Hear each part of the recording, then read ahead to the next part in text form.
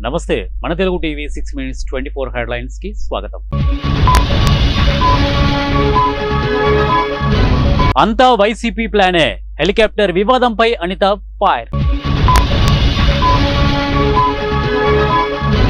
సిద్ధాంతానికి కట్టుబడి పనిచేస్తేనే బీజేపీలో గుర్తింపు. ఓబీసీ మోర్చా జాతీయ అధ్యక్షుడు, రాజ్యసభ సభ్యుడు డాక్టర్ కె లక్ష్మణ్. హత్య రాజకీయాల కోసమే జగన్ పర్యటన, మంత్రి సత్యకుమార్. దేశానికి కాంగ్రెస్ ఎంతో అవసరం, పిసిసి అధ్యక్షురాలు వైఎస్ షర్మిల. అమెరికా టారిఫ్లపై చర్చలే మార్గం, జయశంకర్. అమల్లోకి వక్ఫ్ సవరణ చట్టం, కేంద్ర మైనారిటీ వ్యవహారాల శాఖ. చెన్నై ఈరోడ్లో వర్ష భీభత్సం, అరటి తోటలు ధ్వంసం.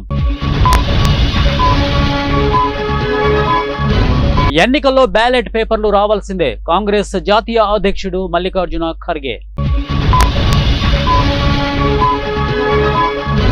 చైనా ఆసుపత్రిలో భారీ అగ్ని ప్రమాదం, 20 మంది మృతి. ముద్రా యోజనకు 10 ఏళ్లు, 20 లక్షల వరకు ఈజీ లోన్స్. సన్నాసి ఢిల్లీ పార్టీలను నమ్మితే తెలంగాణ బతుకు సున్నా, కేటీఆర్.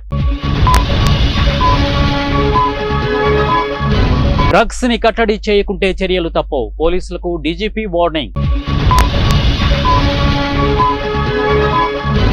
కేసీఆర్ విజన్ దేశానికి ఆదర్శం, మాజీ మంత్రి తలసాని.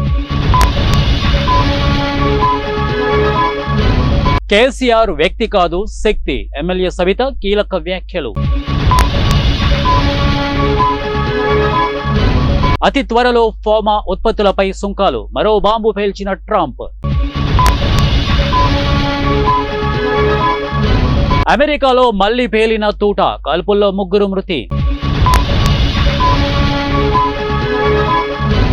తెలుగుదేశం పార్టీ వాళ్లను నరికి పారేస్తారు, మాజీ మంత్రి కారుమూరి రెచ్చగొట్టే వ్యాఖ్యలు. పాలస్తీనియన్లకు తాత్కాలిక ఆశ్రయం కల్పిస్తాం, ఇండోనేషియా అధ్యక్షుడు.